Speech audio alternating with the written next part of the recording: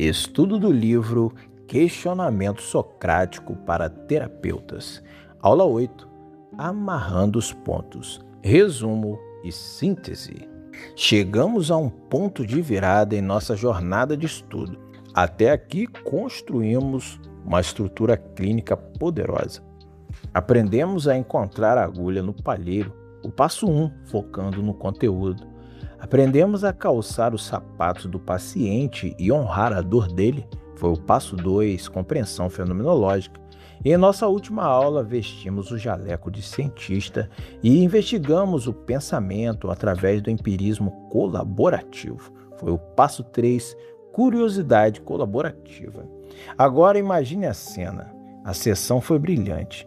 Vocês investigaram a crença central, o paciente chorou de alívio, a fisionomia dele mudou, os ombros relaxaram. Ele teve aquele insight libertador. O relógio marca 50 minutos. Você sorri, ele sorri, vocês se despedem. Então, uma semana depois, o paciente volta para a próxima sessão e adivinha. Ele está sentindo exatamente as mesmas coisas, relatando as mesmas dores e parece ter esquecido completamente a epifania da semana anterior. Todo aquele trabalho magistral parece ter evaporado no ar. Mas por que isso acontece? Porque um insight não é uma cura definitiva, ele é apenas uma centelha. Se você não colocar a lenha correta para manter o fogo aceso, o vento da rotina apaga a faísca. Sejam todos bem-vindos ao canal Estudante de Psicologia. Nessa aula vamos dominar o passo 4 do nosso mapa, o resumo e a síntese. Vamos descobrir por que o terapeuta que resume a sessão pelo paciente está cometendo um erro grave. Vamos aprender a criar os famosos cartões de enfrentamento e vamos amarrar os pontos de forma tão sólida que o aprendizado do consultório vai sobreviver ao caos do mundo real. Eu sou Jefferson Green, estudante de psicologia, e você sabe, sou seu melhor amigo na busca pelo conhecimento profundo da ciência da psicologia em suas várias faces. Então, ajeite seus fones, aumente o volume e conecte-se com a minha voz. Para atender à urgência desta aula, precisamos olhar para a neurobiologia da mudança. O cérebro humano é uma máquina de economia de energia. Quando o paciente tem uma crença disfuncional de longa data, por exemplo, do tipo "eu sou incapaz", essa crença é como uma rodovia asfaltada, larga e de alta velocidade na rede neural dele. Ele transita por ali há 20, 30 anos.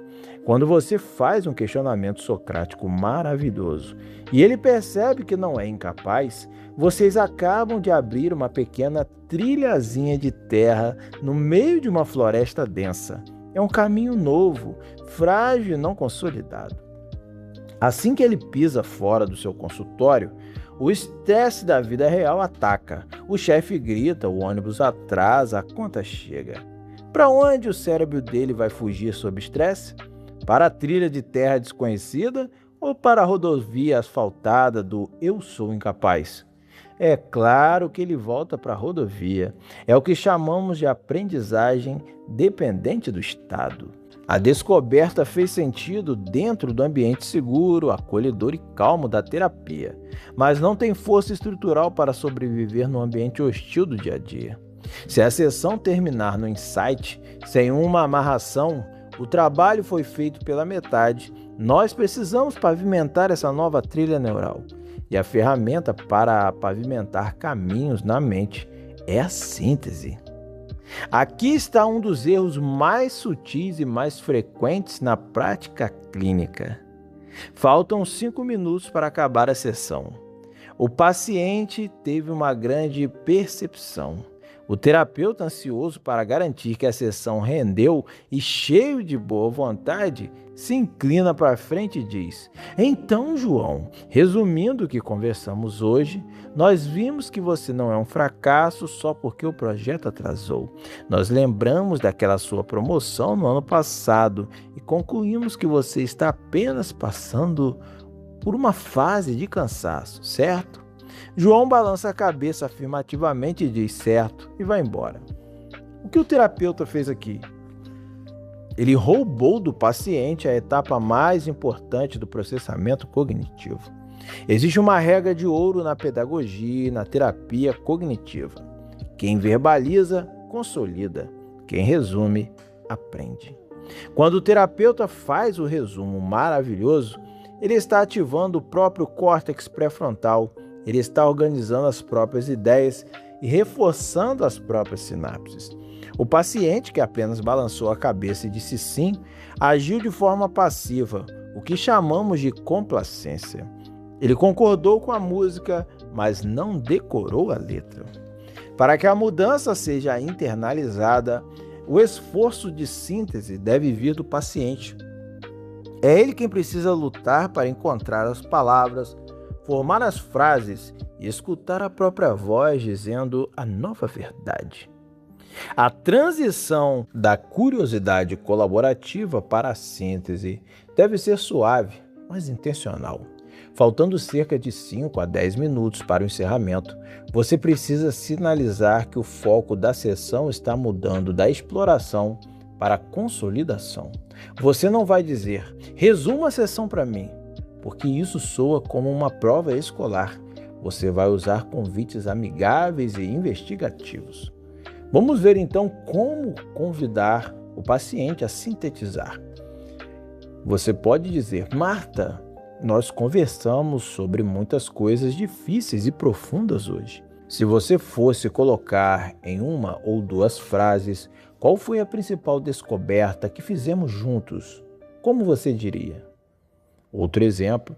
Pedro, se a sua mente tentasse te convencer amanhã de que você é insuficiente, com base no que investigamos hoje, qual seria a sua melhor resposta para ela? Outro exemplo. De tudo que nós destrinchamos aqui hoje, o que parece ser mais importante para você levar para a sua semana? O objetivo aqui é forçar o cérebro do paciente a filtrar o excesso de informações, focar no sinal principal e traduzir um sentimento difuso em linguagem objetiva e clara. Mas e se o paciente disser, eu não sei? Esta é a barreira clássica. Quando solicitados a resumir, muitos pacientes congelam. Eles dizem, não sei, que eu tenho que ser mais positivo? Não aceite o resumo raso. E também não ceda à tentação de responder por ele. Você pode ajudar oferecendo andaimes, suporte estrutural. Vamos aos 3 exemplos. Você pode dizer, é difícil colocar em palavras mesmo, porque foi muito intenso. Mas lembra quando estávamos falando sobre a diferença entre errar uma tarefa e ser um erro como pessoa? O que concluímos sobre isso? Outro exemplo.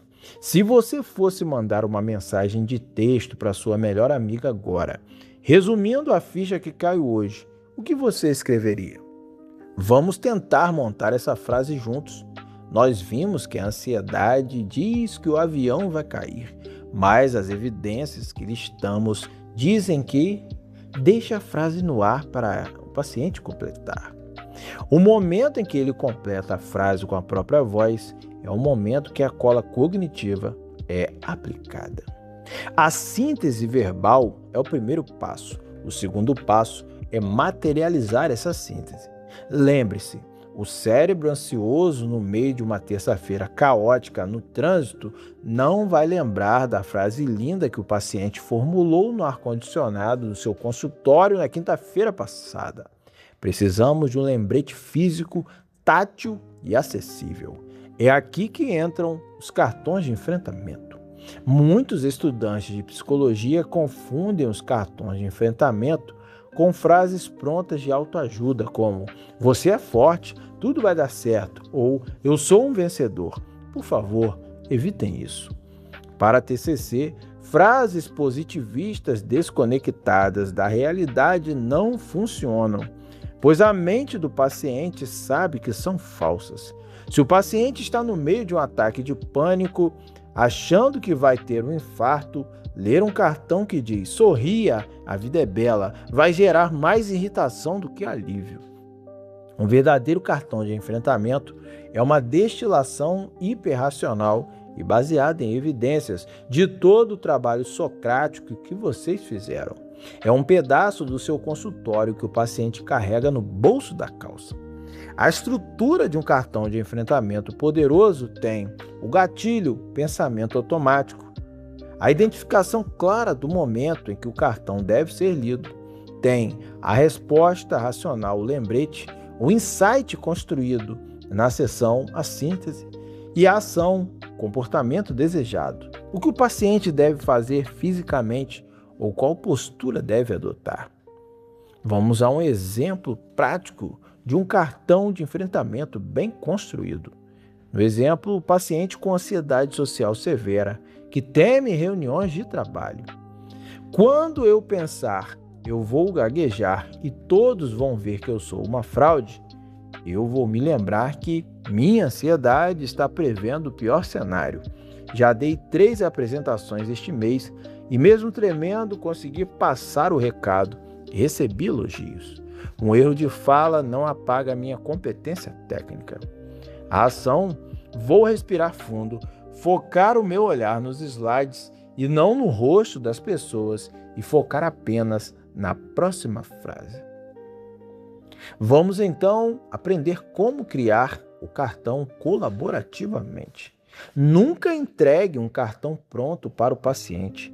A criação do cartão é a culminação do empirismo colaborativo.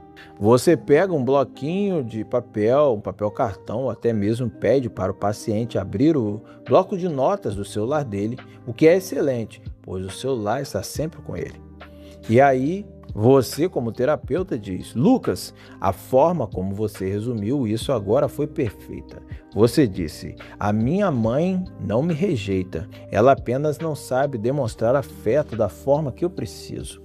Eu não quero que a gente perca essa clareza durante a semana. Que tal se a gente anotasse isso em algum lugar onde você possa ler quando a angústia bater no domingo à noite?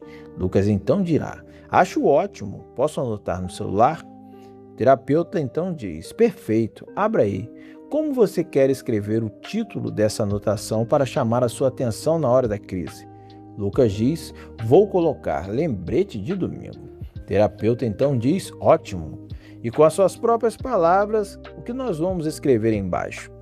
O terapeuta então observa enquanto o paciente digita, auxiliando apenas na lapidação para que o texto fique claro e afirmativo. Quando o paciente cria o próprio cartão com as próprias palavras e a própria grafia ou digitação, a chance dele utilizar essa ferramenta fora do consultório multiplica exponencialmente. Para fixar este conceito de maneira inesquecível, vamos observar o terapeuta amarrando os 4 passos do diálogo socrático em uma paciente chamada Sofia. Sofia tem síndrome do pânico e acredita que a qualquer momento vai desmaiar no supermercado. Passo 1. Focar. O alvo é a crença: se eu for ao mercado, eu vou desmaiar e passar vergonha. Passo 2. Fenomenologia. O terapeuta validou o terror dela e como o trauma de ter passado mal uma vez a deixou hipervigilante. Passo 3. Curiosidade colaborativa. Eles investigaram que a tontura não é desmaio, é a hiperventilação. Testaram evidências. Agora entramos no passo 4, resumo e síntese. O terapeuta então diz: Sofia, estamos chegando aos nossos minutos finais de hoje. Nós olhamos muito de perto para esse medo do supermercado. Pensando em tudo que investigamos, como você resumiria o que aprendemos sobre a sua tontura? Sofia diz: acho que aprendi que eu não vou morrer. O terapeuta então, oferecendo um andaime, diz: isso é um ótimo começo. Nós vimos que não há risco de morte. Mas lembra quando falamos sobre a respiração e a diferença entre o que o seu corpo sente e o que realmente está acontecendo? Como você explicaria isso? Sofia então diz: sim, que quando eu fico ansiosa, eu respiro muito rápido e é isso que dá tontura. Não é um desmaio chegando. Meu coração acelera por causa do medo, não porque o corpo está falhando. O terapeuta então diz: brilhante, Sofia. Exatamente isso. É uma reação do medo, não uma falha do corpo. Como nós podemos transformar essa descoberta em uma âncora para você ler quando estiver no carro, quase desistindo de entrar no mercado? Sofia diz: eu posso anotar um cartãozinho e deixar na minha carteira. O terapeuta então diz: vamos fazer isso agora. O que vamos escrever para o momento em que a tontura começar lá no corredor das frutas? Sofia, então, escrevendo no papel, diz: quando a tontura vier, lembrar que isso é apenas oxigênio demais, porque eu estou respirando rápido. Não é um desmaio. Meu corpo é saudável e isso vai passar se eu soltar o ar devagar. Percebem a potência desse momento? O insight deixou de ser uma ideia gasosa pairando no ar do consultório e se tornou uma âncora de concreto, forjada pela própria paciente para ser jogada no mar turbulento da semana. Para garantir que a trilha de terra vire uma estrada asfaltada de vez, ler o cartão de enfrentamento é maravilhoso, mas a mente precisa de prova de fogo. As crenças não mudam só no nível racional, elas precisam mudar no nível experiencial. É por isso que, após o resumo e a criação do cartão, o terapeuta cognitivo propõe uma pequena tarefa de casa ou um experimento comportamental. No caso de Sofia, o experimento poderia ser: Sofia, você topa testar a verdade desse cartão nesta semana? Você topa ir apenas até a padaria, que é menor que o mercado, levar o seu cartão e, se a tontura vier, ler a sua anotação e tentar ficar na padaria por mais 3 minutos para ver se o que escrevemos é verdade? Ao associar a síntese socrática a uma pequena ação no mundo real, você fecha perfeitamente o ciclo de aprendizagem do seu paciente. A melhor forma de ensinar o paciente a fazer boas sínteses é o terapeuta ser craque em pensar de forma sintética e clara. O exercício dessa semana será aplicar a cola cognitiva nos seus próprios aprendizados. Pense em algum conteúdo complexo que você aprendeu recentemente. Pode ser uma aula da sua faculdade, um vídeo difícil que você assistiu, ou até mesmo um insight que você teve na sua terapia pessoal. Primeiro, force-se a resumir a essência desse aprendizado em apenas uma frase clara e objetiva. Não use jargões difíceis. Escreva como se fosse explicar para um adolescente. Segundo, crie um cartão de enfrentamento pessoal para alguma dificuldade que você enfrenta, como a procrastinação para estudar ou a ansiedade antes de uma prova. Coloque: quando eu pensar X, eu vou lembrar de Y, e a minha ação será Z. Terceiro, deixe esse cartão na sua mesa de estudos ou colado na tela do seu computador. Experimente o poder de ter uma âncora visível no seu dia a dia. Caros amigos, caras amigas, olhem o que nós construímos juntos ao longo dessas 8 aulas. Saímos da floresta escura dos desabafos, aprendemos a encontrar a raiz do sofrimento através do foco no conteúdo. Calçamos os sapatos fenomenológicos de quem sofre, atuamos como detetives colaborativos em busca da verdade e nessa aula cimentamos todo esse trabalho com o resumo impecável e os cartões de enfrentamento que salvam o paciente na vida real. O modelo das 4 etapas do questionamento socrático de Aaron Beck está completo. Nós agora possuímos o mapa do tesouro da terapia cognitivo-comportamental de excelência. Quando tudo vai bem, quando a aliança está forte, quando o paciente está engajado, esse método opera verdadeiros milagres na qualidade de vida das pessoas.